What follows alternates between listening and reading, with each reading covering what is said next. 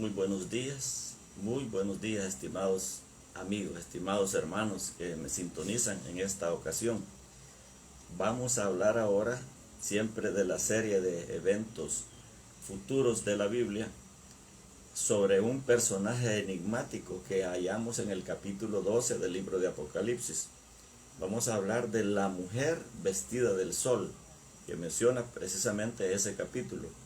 Vamos a ver quién es esa mujer. Vamos a ver qué sentido tiene la corona de 2 estrellas. ¿Por qué está vestida del sol? Y vamos a discernir quién es esa mujer. Vamos a ver también que esa mujer tuvo mucha descendencia. Y vamos a ver quiénes son los descendientes de esta mujer.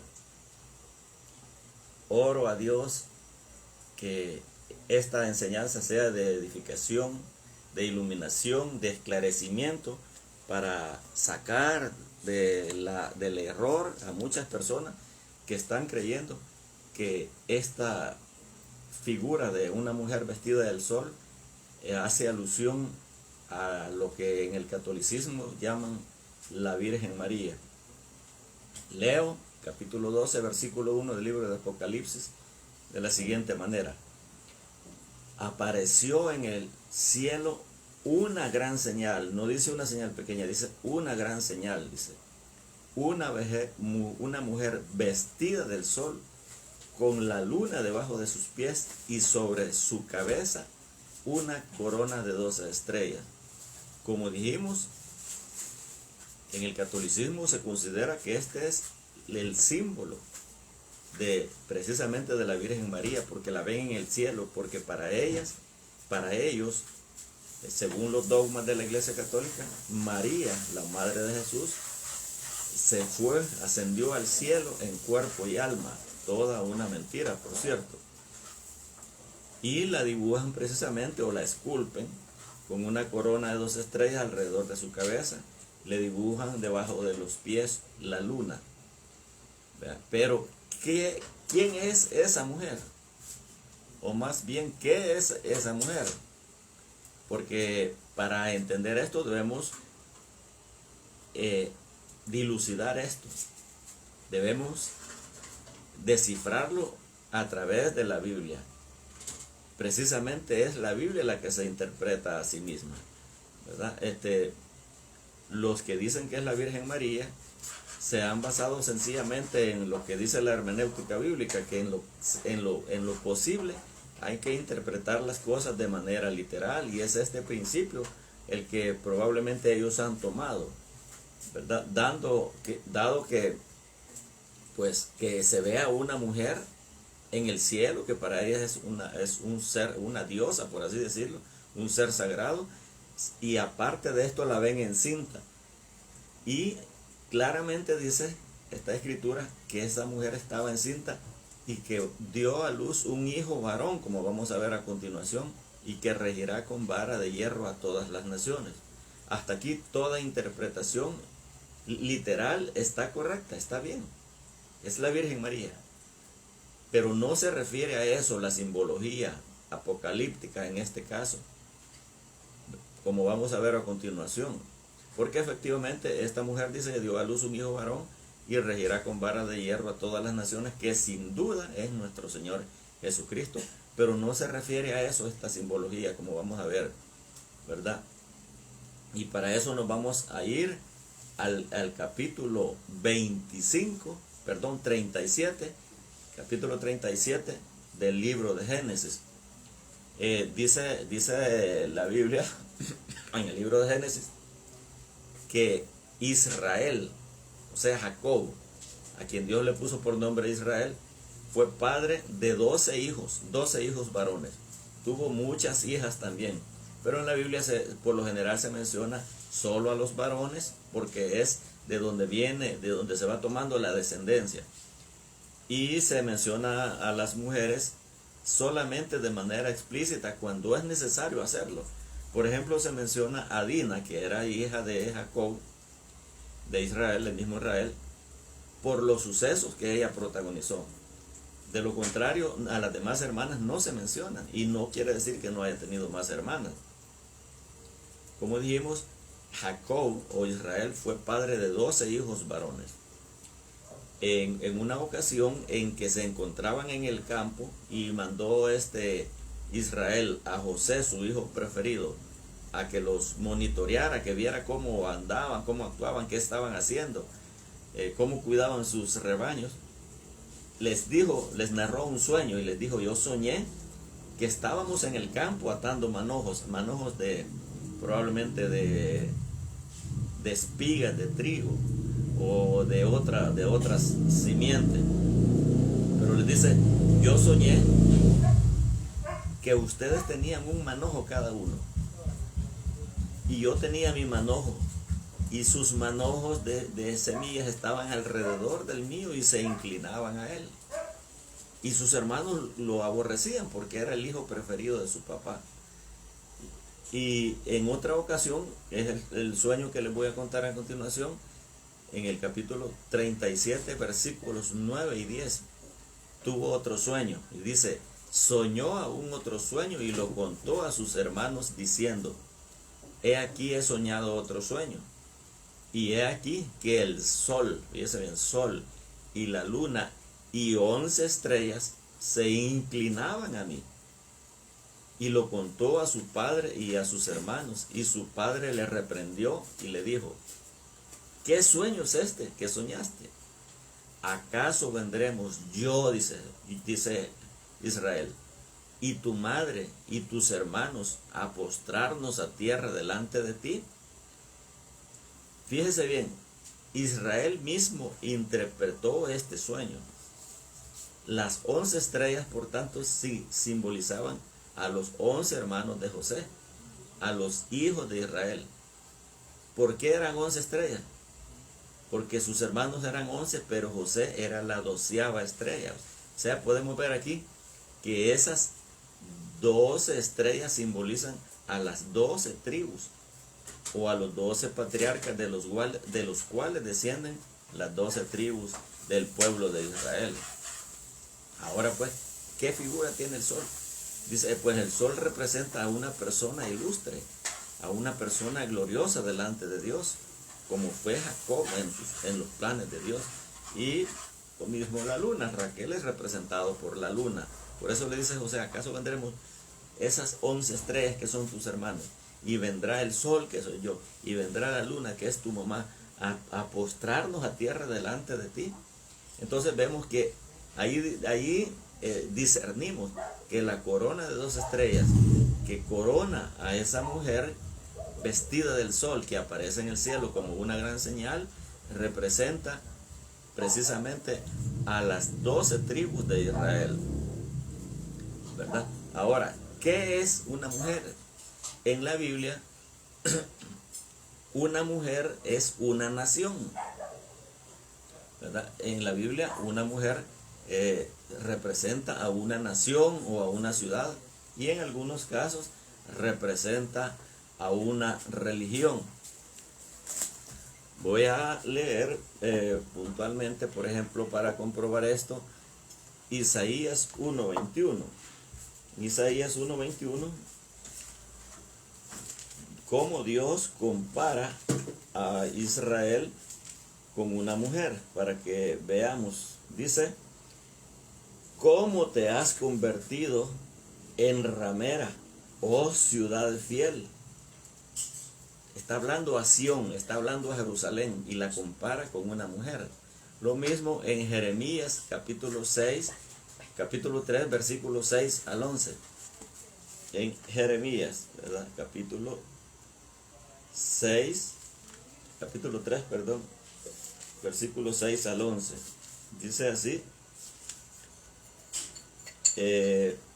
me dijo Jehová en días del rey, del 6 al 11, en días del rey Josías: ¿has visto lo que ha hecho la rebelde Israel? Ella se va sobre todo monte alto y debajo de todo árbol frondoso, y ahí fornica. Comparando a Israel con una mujer que se acuesta debajo de los árboles con un hombre y tiene relaciones sexuales, entonces le estamos comparando, según la Biblia, bíblicamente hablando, lo que significa de manera simbólica una mujer. También vamos a ver Ezequiel capítulo 16 del 1 al 30. Esto es muy extenso.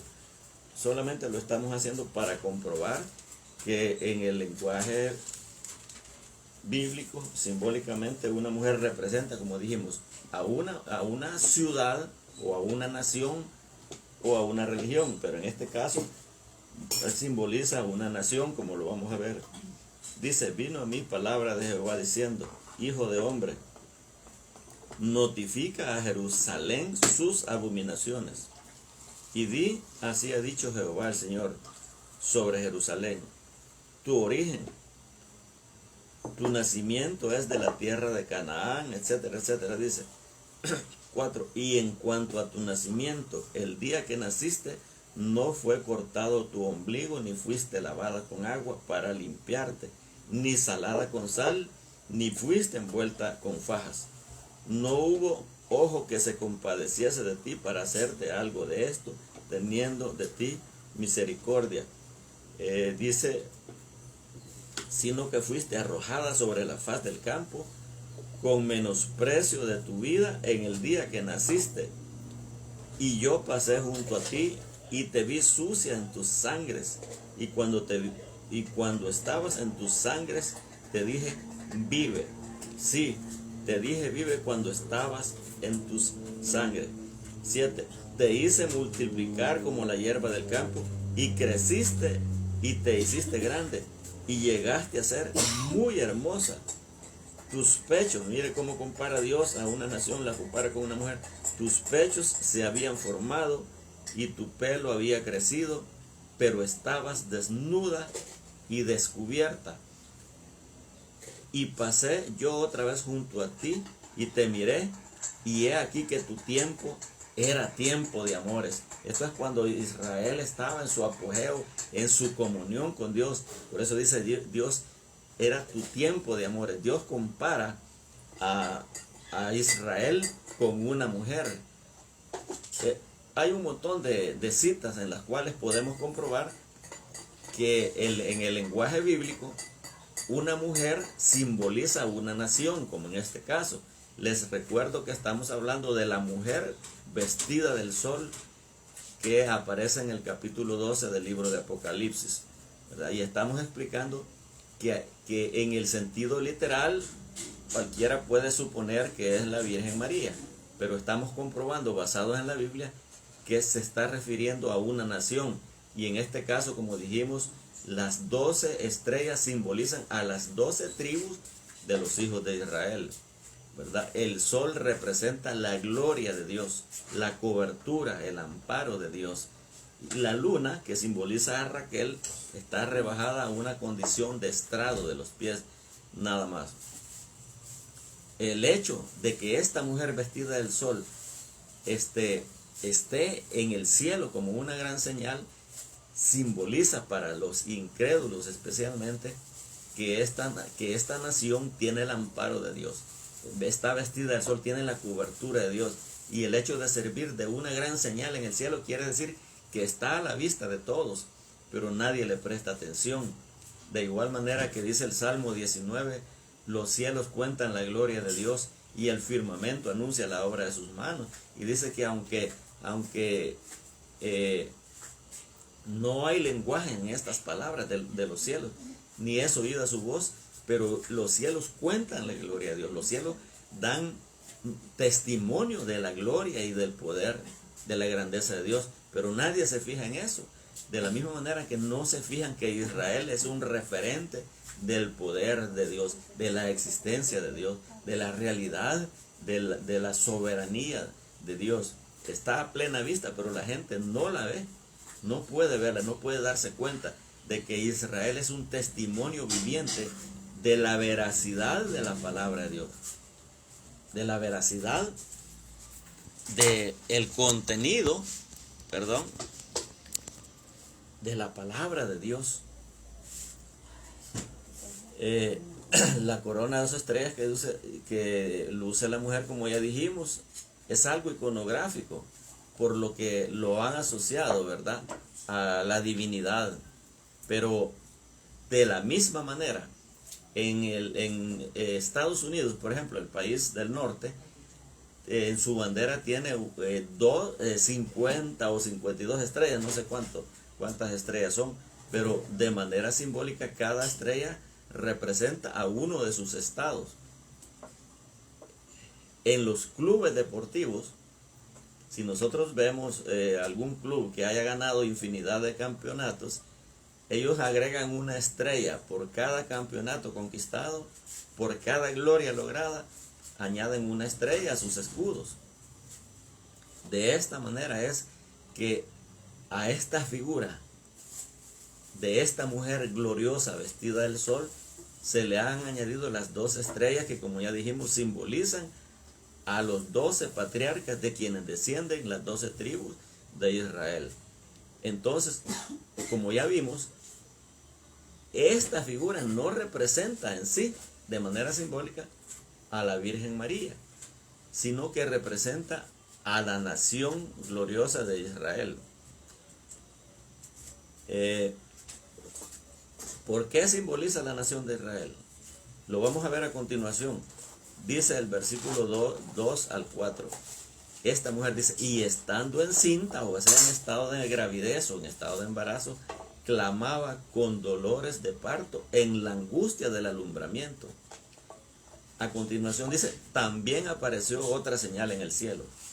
He aquí un gran dragón escarlata que tenía 7 cabezas y 10 cuernos, y el dragón se paró frente a la mujer que estaba para dar a luz, a fin de devorar a su hijo tan pronto como naciese. Esta es otra razón por la que sostienen que se refiere a la Virgen María, y en el sentido literal así sucedió, pero en el sentido simbólico, profético, no se refiere a eso. El hecho de que, bueno, ya conocemos y aceptamos de que así fue, esta mujer, María, dio a luz a un hijo varón, y sin ninguna duda él regirá con vara de hierro a todas las naciones. Pero cuando dice que esta mujer clamaba con dolores de parto en la angustia del alumbramiento, se está refiriendo a las dificultades que tuvo la nación judía, la nación hebrea, para llegar al punto en que se manifestara al mundo el Redentor del mundo. Nosotros no vamos a ver en ningún momento que a María la Virgen, la madre de Jesús, la madre física, biológica de Jesús, no vamos a ver que la hayan perseguido, no vamos a ver que hayan tratado de hacerla abortar, no vamos a ver de que haya tenido estorbo, excepto en la dificultad que tenía para hallar posada, para hallar un lugar donde dar a luz a su hijo. Sin embargo, la nación judía, déjenme hacer un paréntesis, a la patria, al país, a la tierra en que nacimos se le llama madre patria. En este sentido es que se presenta esa mujer vestida del sol. Esta mujer vestida del sol es la madre en sentido espiritual, es la madre de estas 12 tribus. Esas 12 tribus, esas 12 estrellas, que son las descendientes de la nación judía. Porque nosotros sabemos que María no dio a luz a 12 varones de quienes descienden las 12 tribus de Israel, sino que fue a Jesús y a sus hermanos, aunque muchas personas no lo consideran así, pero no estamos hablando de eso.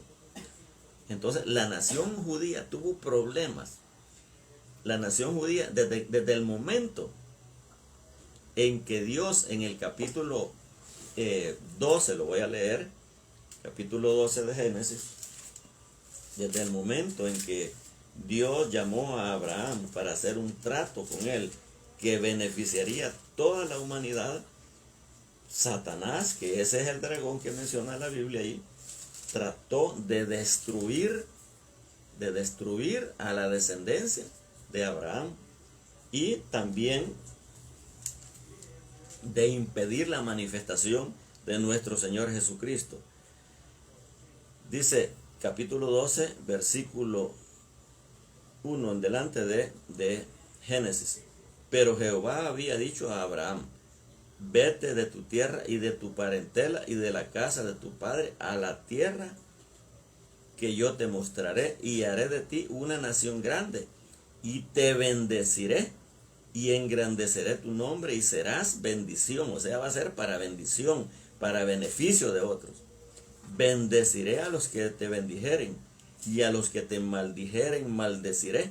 Hoy ponga atención a esto.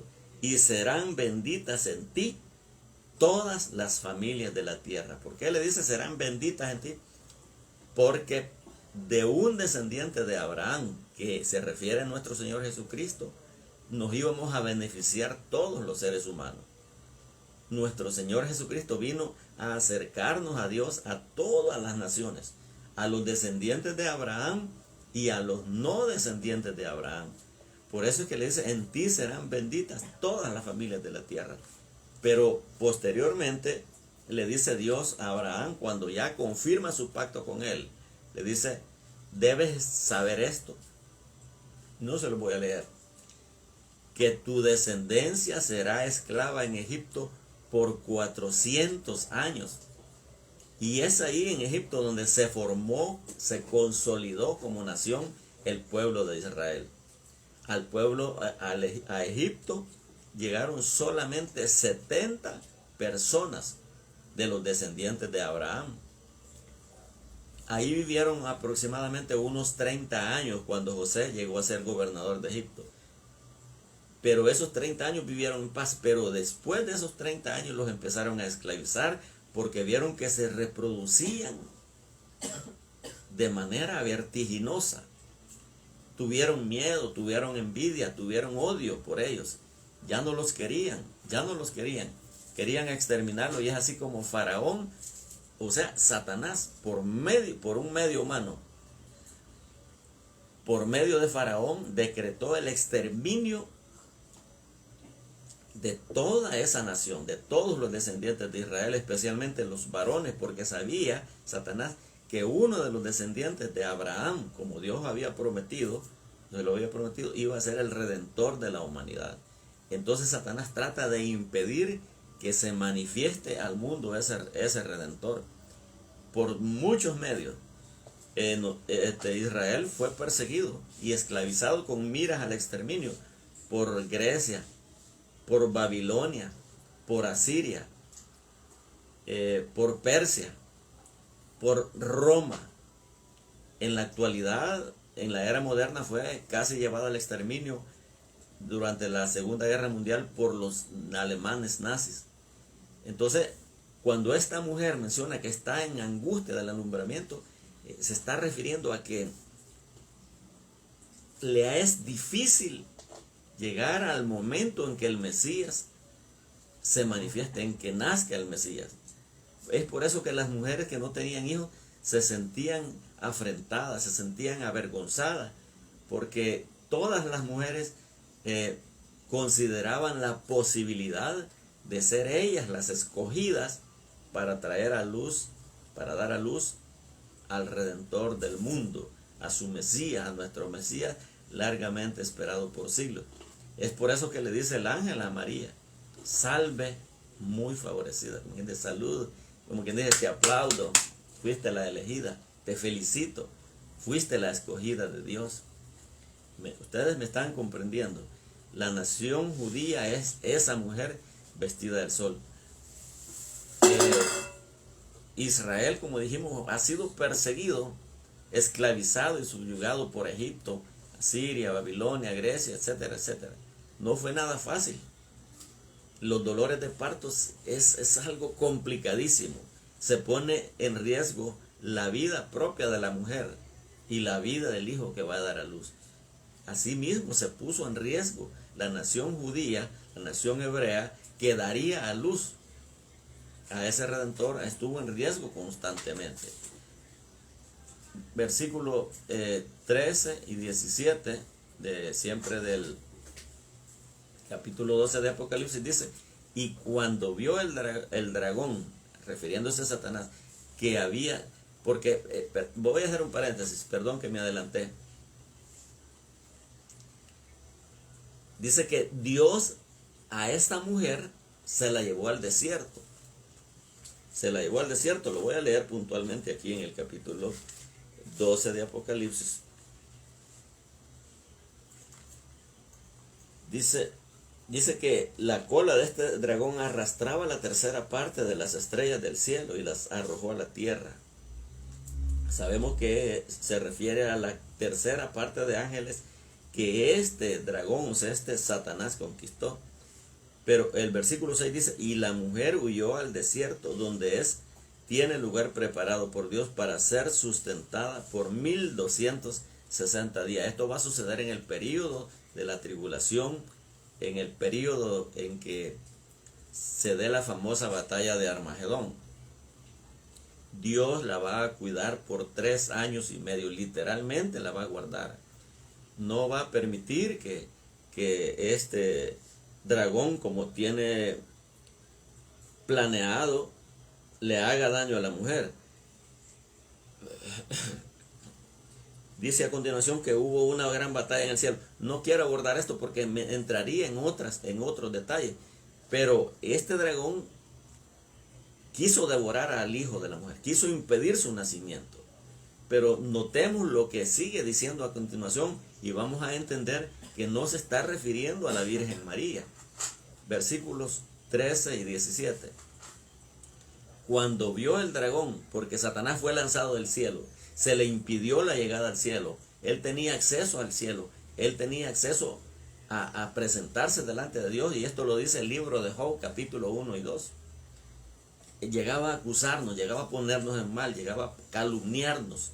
Llegaba a pedirle a Dios que le diera permiso para arruinarnos, como hizo con Job. Pero dice, fue lanzado fuera el dragón, ese Satanás y sus demonios. Perdón, versículos 13 y 17 dice, y cuando vio el dragón que había sido arrojado a la tierra, persiguió a la mujer. Abordo esto porque seguimos hablando de la mujer, que es el tema que estamos tratando. Persiguió a la mujer que había dado a luz al hijo varón. Dice a continuación que entonces el dragón se llenó de ira contra la mujer y se fue a hacer guerra contra el resto de la descendencia de ella. Y aquí aclara quiénes son: los que guardan los mandamientos de Dios y tienen el testimonio de Jesús. Entonces esto aparta por completo y de manera definitiva la idea de que esta mujer vestida del sol es la Virgen María. Sabemos que en el sentido literal esto fue así. María dio a luz de manera física, biológica, a nuestro Señor Jesucristo. Pero dio a luz al Jesús físico.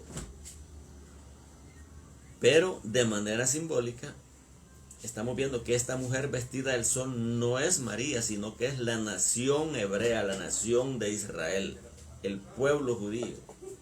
Y aunque María tuvo más hijos biológicos, como tenían las mujeres en esa época, pudo haber tenido 5, 10, 12, no se sabe. Pero aquí está hablando de que el dragón se fue a hacer guerra contra el resto de la descendencia de esta mujer. Versículo 17. Y aclara quiénes son: los que guardan los mandamientos de Dios, que son todos los judíos fieles a Dios. O sea que no se está refiriendo a la Virgen María. Y dice, y los que tienen el testimonio de Jesucristo. Aquí está incluyendo como descendientes de esa mujer, de manera figurativa, a la iglesia de Jesucristo, a todos los que guardamos los mandamientos de Dios.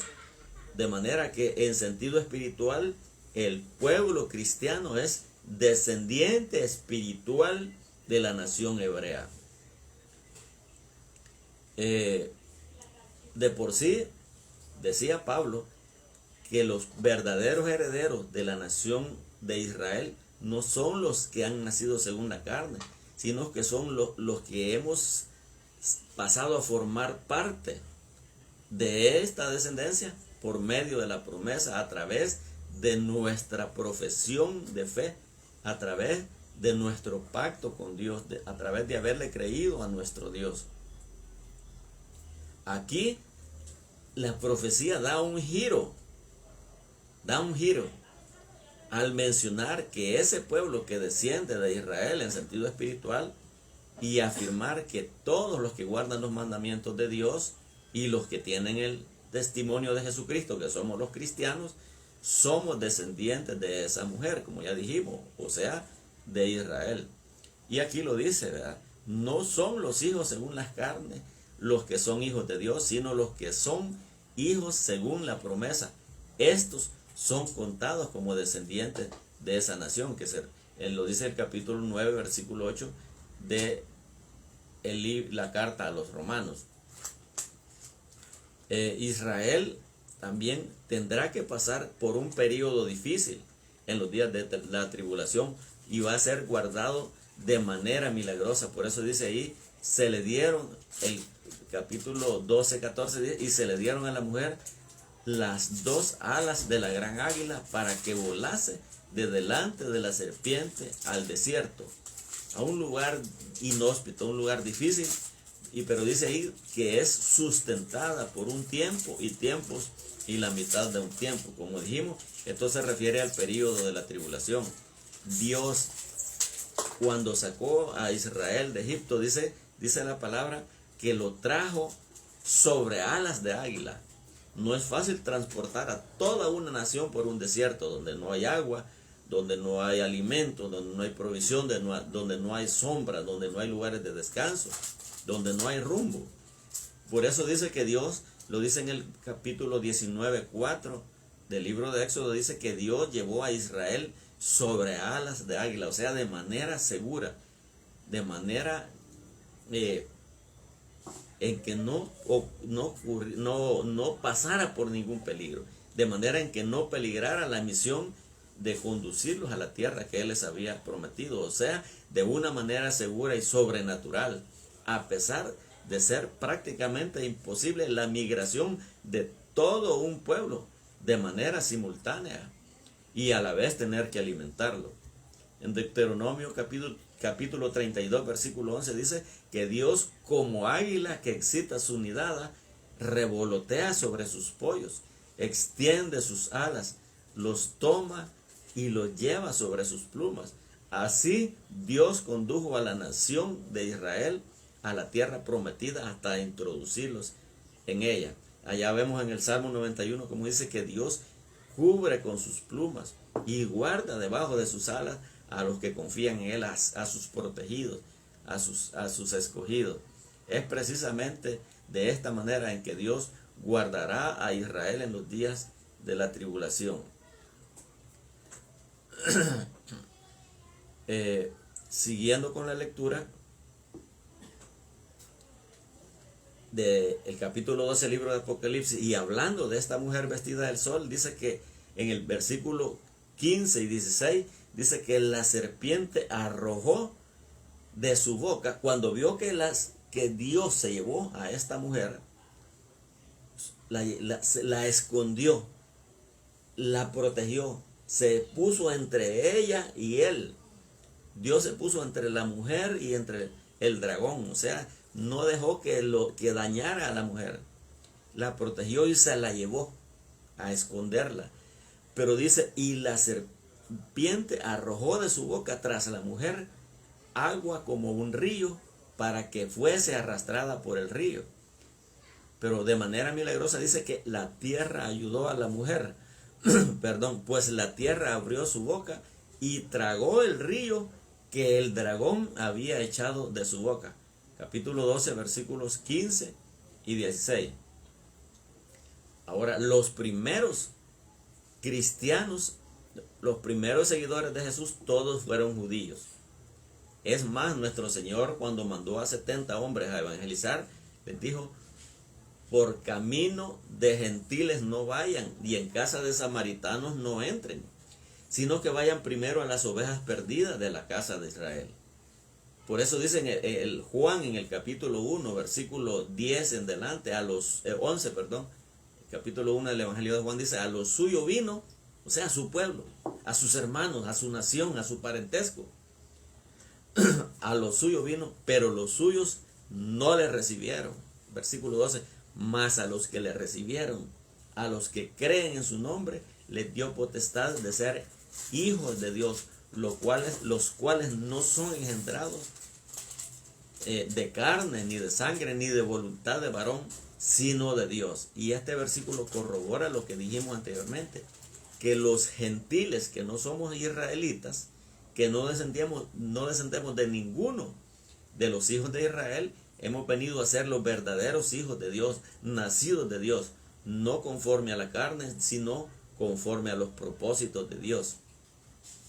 Entonces los primeros cristianos fueron los primeros seguidores de Cristo, como sabemos, Pedro, Juan, Andrés, Bartolomé, etcétera, etcétera. Habían 2 que 3 Judas por ahí, no Judas el Iscariote, porque era un nombre común. Ellos fueron los primeros discípulos de Jesucristo. Pero después se añadieron gentiles. Podemos ver a Timoteo, podemos ver a Lucas, podemos ver a Apolos, podemos ver a un montón de personas que se fueron añadiendo, Tito, ¿verdad? Entonces estos también pasaron a formar parte del pueblo de Dios. Y recordemos que el Imperio Romano abarcaba todo el Mediterráneo, para que tenga idea, lo que es la tierra de Palestina, hasta Turquía, lo que se conoce como la media luna fértil en sentido geográfico. La media luna fértil porque aparte de esa zona, es una media luna, un medio círculo. Lo demás rodeando ese lugar son zonas desérticas o semidesérticas. Pero esa media luna fértil, y es por eso que pelean, y es por eso que no quieren a Israel, quieren quitárselo. Es una zona muy fértil, muy rica en recursos. Toda la tierra de Palestina, donde está Israel, arriba está Líbano, Siria, me parece.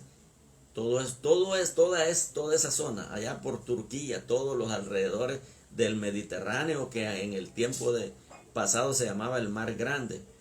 Todo allá llegando a Asia Menor, luego a Grecia, Europa, lo que era Hispania, que hoy es España, lo que era Galia, que hoy es Francia, lo que era Roma, Portugal, incluso Britania, como se le llamaba antes, que hoy se llama Bretaña, o Inglaterra en el Mar del Norte, y bajando hacia África, lo que es Marruecos, separado de España solamente por 16 kilómetros de mar, por el estrecho de Gibraltar. Se le llama estrecho porque el mar de estar ancho se va estrechando, solo 16 kilómetros.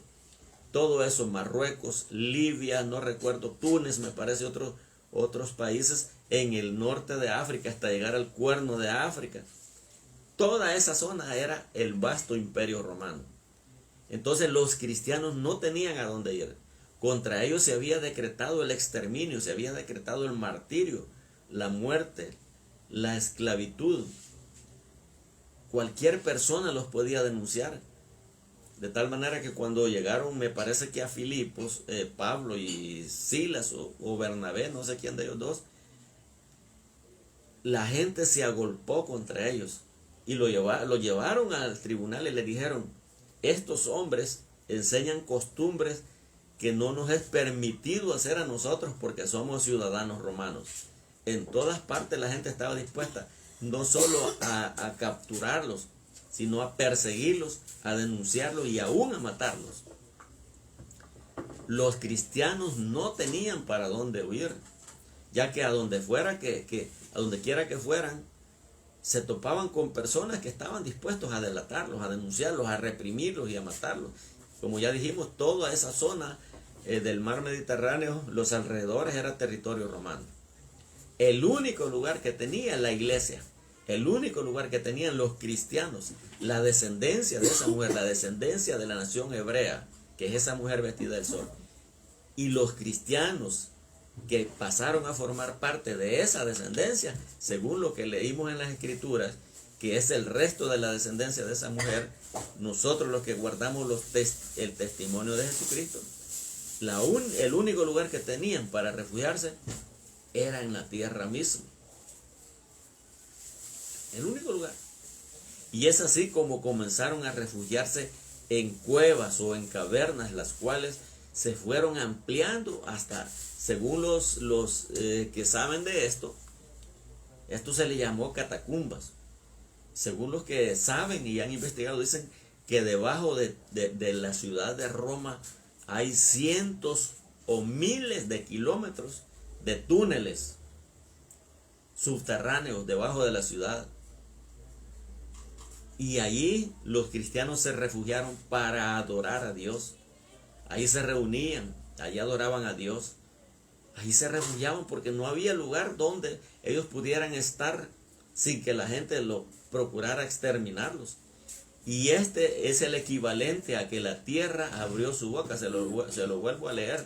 Y la serpiente arrojó de su boca tras la mujer agua como un río, o sea, una persecución. El agua simboliza las multitudes. Dice, agua como un río para que fuese arrastrada por el río. Pero la tierra ayudó a la mujer, pues la tierra abrió su boca y tragó el río que el dragón había echado de su boca. O sea, la tierra abrió su boca. Hicieron túneles, ahí se refugiaron. Ese fue el refugio seguro para los cristianos. Y se dice que ahí hay miles.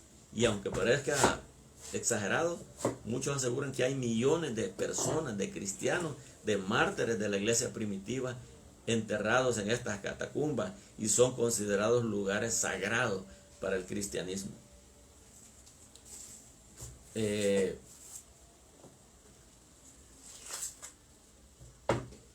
Después de que Jesús ascendiera a los cielos, se agudizó la persecución contra Israel, pero también contra sus discípulos. Ahora recordemos que tanto la nación de Israel en sentido espiritual, o sea, los primeros discípulos de Jesucristo, como los nuevos convertidos, que son gentiles, entre los cuales nos encontramos los cristianos de esta época, contra ellos se decretó el exterminio. Nosotros vemos cómo los persiguió Nerón, Tito y otros emperadores romanos. Y con todo el respeto, les voy a decir, después de eso es por los medios humanos. Satanás por medios humanos persiguió a la iglesia de Jesucristo. Persiguió a los primeros cristianos.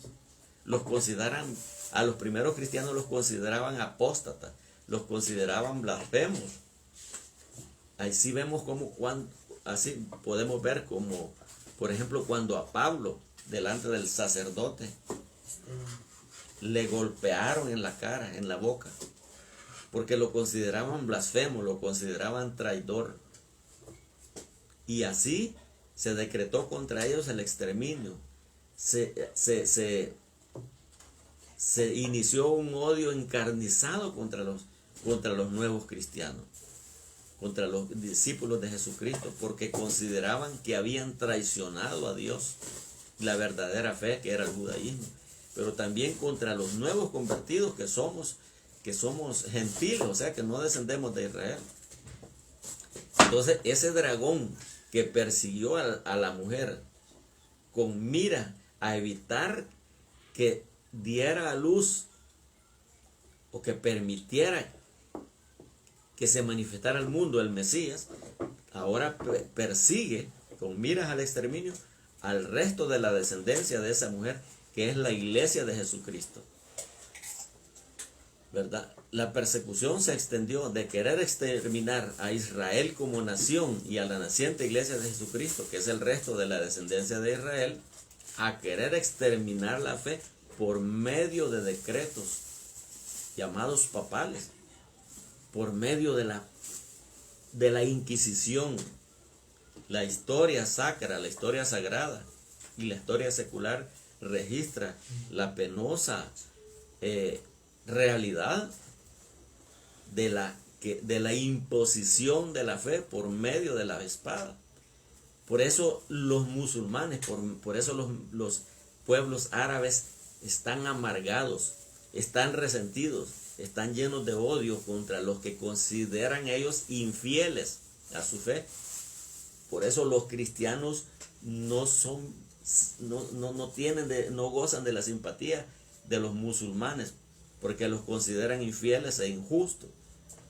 Porque cuando se decretaron las famosas cruzadas, que eran batallas patrocinadas por el papado romano, se quería imponer la fe por medio de la fuerza, convertirlos a punta de espada, los bautizaban a punta de espada. Pero es así como se distorsionó la fe, es así como se corrompió la fe, porque nadie a la fuerza puede adorar a Dios. Y eso fue uno de los medios que usó el dragón para perseguir a la iglesia de Jesucristo. También por medio de la religión, por medio de los decretos, se prohibió la lectura de la Biblia por siglos. El colmo de este odio quedó registrado en la humanidad como algo vergonzoso, y es el holocausto judío, en el cual se exterminaron casi 7 millones de seres humanos en los campos de concentración, en las cámaras de gas, en las ejecuciones sumarias, con miras al exterminio de toda la descendencia de Israel.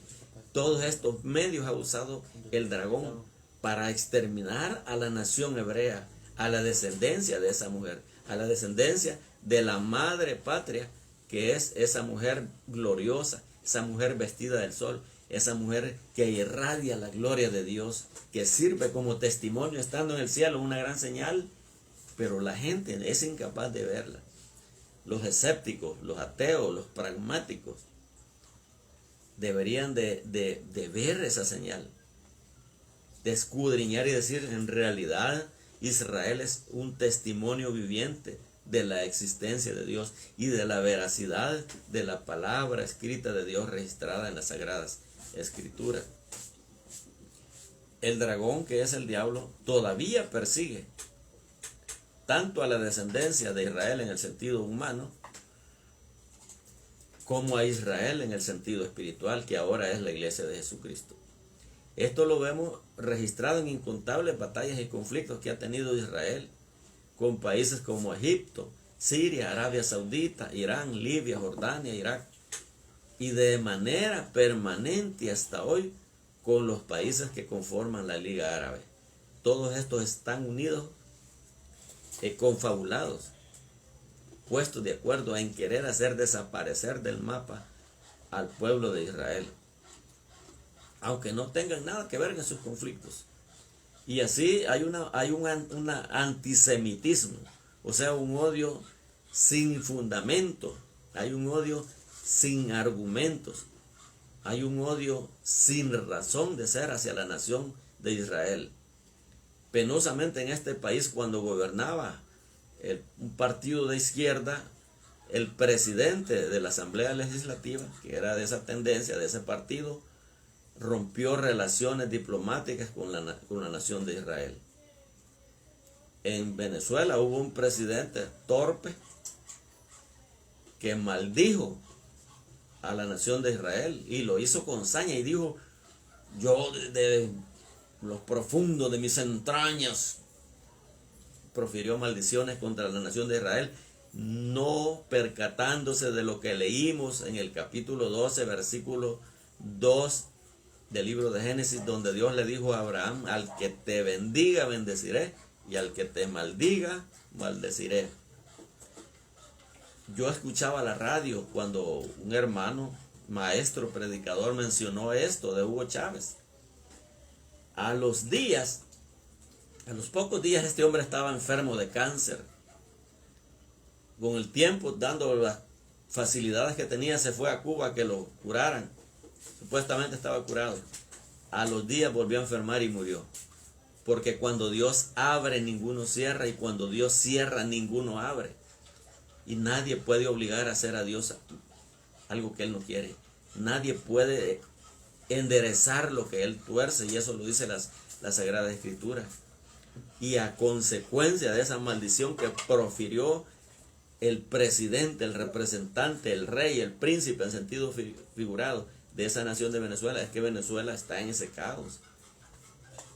Con todo respeto, yo pediría a los que gobiernan a Venezuela que en nombre propio y en nombre de su pueblo pidan perdón a Dios y confiesen ese pecado que cometió ese hombre, porque están sentenciados a desgracia mientras no se arrepientan por la torpeza de un hombre que representaba a la nación delante de Dios, porque los reyes, o sea, los presidentes, primer ministro, los gobernantes, los pone Dios para bien o para mal.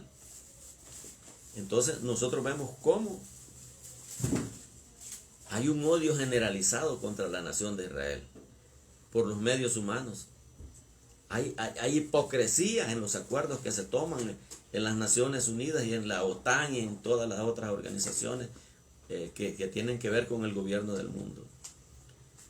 En muchas partes nosotros podemos ver cómo muchos, no todos, muchos simpatizantes o profesantes del islamismo se dedican a actividades terroristas, causan mucho daño, hacen mucho mal, pero no hay un odio generalizado de las personas del mundo.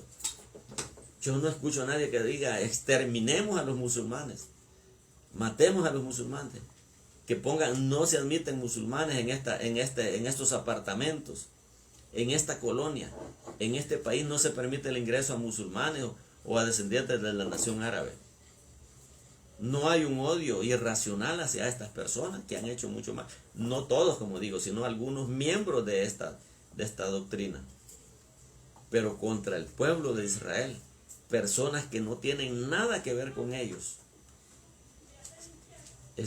vierten comentarios de odio, de rechazo, de repudio, sin ningún sentido, sin ninguna razón. Nosotros podemos ver cómo en Europa personas que tienen todas las comunidades jóvenes, que tienen todos los recursos y los medios y el apoyo de sus padres para hacer una buena carrera, para llevar una buena vida, voluntariamente se enlistan en los ejércitos contrarios a Israel, se alistan como mercenarios para luchar contra Israel. Entonces, estimados hermanos y amigos, nosotros podemos ver cómo en realidad esa mujer vestida del sol, que sirve como señal en el cielo, es una gran señal, es ignorada. La gente no la ve. A pleno mediodía vemos esa gran señal. O sea, deberíamos verla, pero no la vemos. La nación de Israel es un testimonio viviente de la existencia de Dios y de la gloria de Dios. El resplandor del sol que irradia esa mujer es el resplandor de la cobertura de Dios, del amparo de Dios. Israel es una nación intocable. Solo Dios la puede tocar. Por allá lo dice, y con esto voy a ir terminando, por allá lo dice Jeremías en el capítulo 30, me parece, o 31. Dice,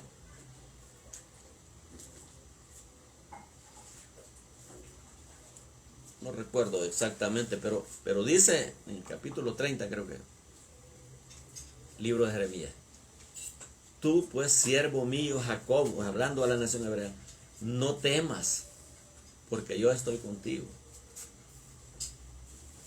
Porque destruiré a todas las naciones que se levanten contra ti, pero a ti no te destruiré. A ti no te destruiré. Pero dice, sino que te castigaré con justicia. De ninguna manera te dejaré sin castigo. Y eso es lo que Dios va a hacer con Israel en el período de la tribulación. Llevarlo al desierto, pero la va a guardar. Afligirlo para que ellos se vuelvan a Dios. Porque Israel como nación no está en comunión con Dios. Espero que haya servido, espero sus comentarios, espero sus preguntas, espero que me cuestionen. Y les ruego que si no escucharon esta enseñanza de principio a fin, que lo haga desde el principio para que entienda, lea la Biblia, compárelo con las Sagradas Escrituras. Porque así por así usted no tiene por qué creerme. Usted tiene que compararlo con la Sagrada Escritura, con su Biblia en la versión que sea, para comprobar que lo que estamos hablando es conforme a la verdad. Gracias por escucharme. Que Dios lo bendiga, lo siga bendiciendo. He terminado. Amén.